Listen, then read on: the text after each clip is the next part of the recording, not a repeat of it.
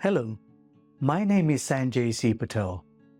Biases and prejudices exist in almost everyone, and they not only hurt the careers and well-being of others, they also harm our own. Biases and prejudices such as racism, ageism, and sexism can be huge disadvantages, so it's in our interest to weed them out as soon as possible. When you do, you will experience the immense difference it makes in your clarity of thinking, your decision-making, and the results you get in your career, work, health, and relationships. In today's discussion, we're going to explore how mindfulness is key to identifying our misguided judgments and self-defeating thoughts, not only about others, but also about ourselves. Indeed, when we develop a better self-concept, we begin to develop a better concept of others as well.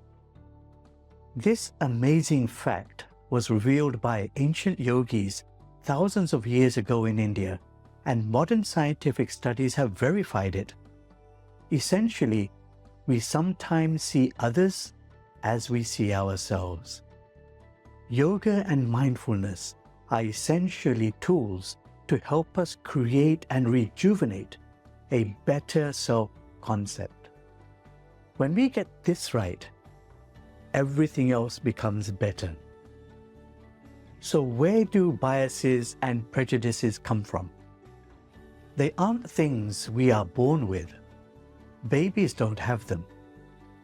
We have them today because they were gradually built into us through misinformation, negative experiences, and crucially, a lack of mindfulness.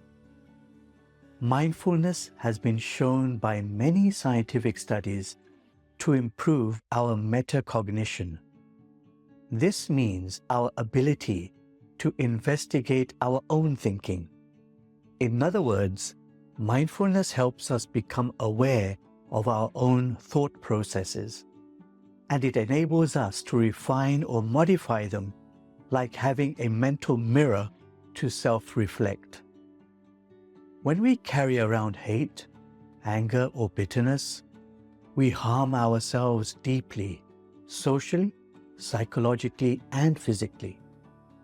These emotions can lead to health problems such as high blood pressure, heart disease, anxiety, depression, and a weakened immune system.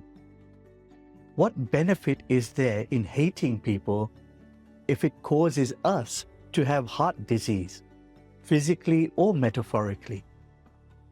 Hate, anger, and bitterness also invite lost opportunities in our careers, friendships, and relationships.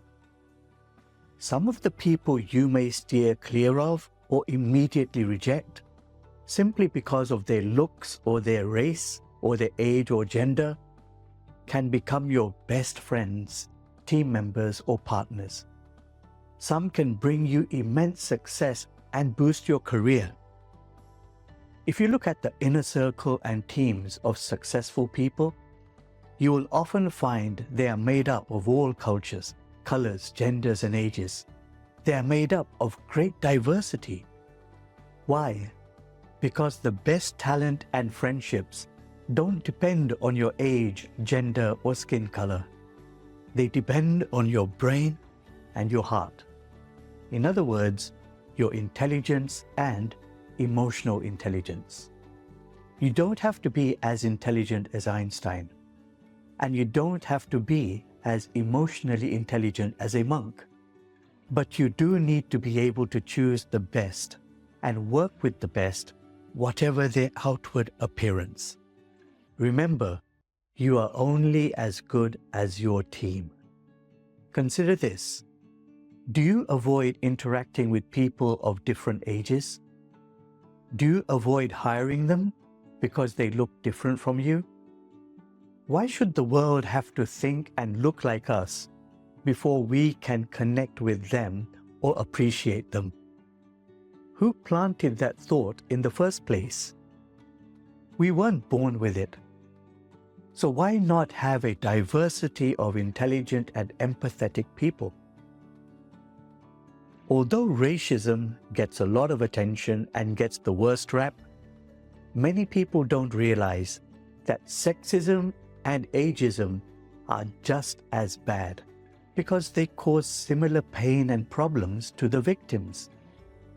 Judging people by their age or gender can be just as harmful as judging them by their skin color.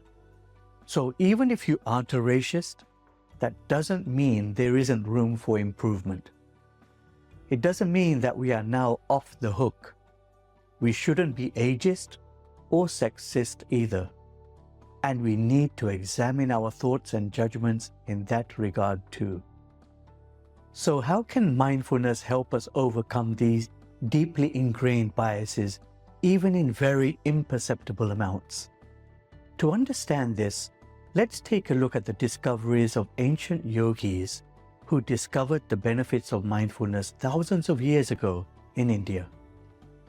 Ancient yoga texts are full of immense diversity, and yet the yogis hated none and loved all. That's true intellectual maturity, true diversity, and true love for humanity. And it came from mindfulness. Just like it helped them, it will help you create more meaningful and constructive beliefs about yourself and others that lead to better decision-making, healthier relationships, and better outcomes in whatever you do.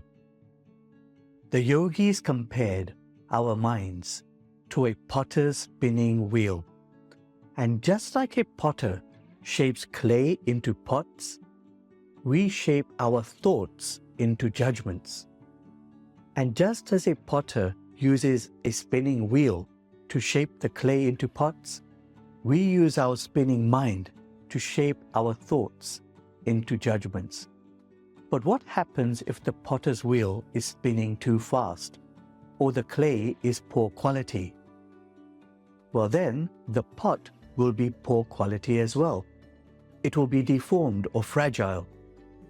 Similarly, because our minds are spinning so fast, especially in our fast-paced lives today, we create deformed judgments, not only about the world, but also about ourselves. Sometimes, not realizing our poor judgments are negatively impacting us and others, we fail to demolish them to create better ones. And these failed pots get stored in the back of our memories for many years, influencing our decisions, even though they are inaccurate and hurting us. So what's the solution? What's the cure for bias and prejudice? Bias and prejudice not only against others, but also against oneself, against one's self-regard, one's self-confidence, one's self-esteem. Simple. Do what a skilled potter does. He or she slows down her wheel to focus on creating a better shaped and more refined pot. Similarly, mindfulness encourages us to slow down our spinning minds to create better formed, more refined, and useful judgments. Again, not only about the world or others, but also about ourselves, our self-concept. This is where mindfulness is so crucial. It helps us slow down our minds and give ourselves the chance to inspect and investigate our own thoughts and judgments. For instance, a traumatic event you may have experienced recently, or maybe many years back, may have left you with the impression that people from certain cultures or countries are generally bad. If you leave this judgment or others like it unexamined, it can easily hurt you even more than the original incident. You can become the thing that you hate. It also works the other way. If you have made a grave error in your life, That can also be traumatic, and many people hate themselves or blame themselves. Mindfulness is key to recovery here too. Whatever it is that you may aspire to achieve, mindfulness will help you get there. Just as we cleanse our bodies of toxins, mindfulness enables us to cleanse our minds of toxic judgments about ourselves and others. When we do this, we begin to experience a deeper sense of peace and purpose and connection in our relationships, career, health, and overall well-being. We become deeply connected empathetically with other people in the workplace and within our own homes and within our own hearts. Thank you for joining me today. Don't forget to leave your comments and questions and dive into my free library of guided meditations on YouTube and other channels. If you found this video helpful, please share or subscribe so that it can help more people. See you in the next video. Thank you and namaste.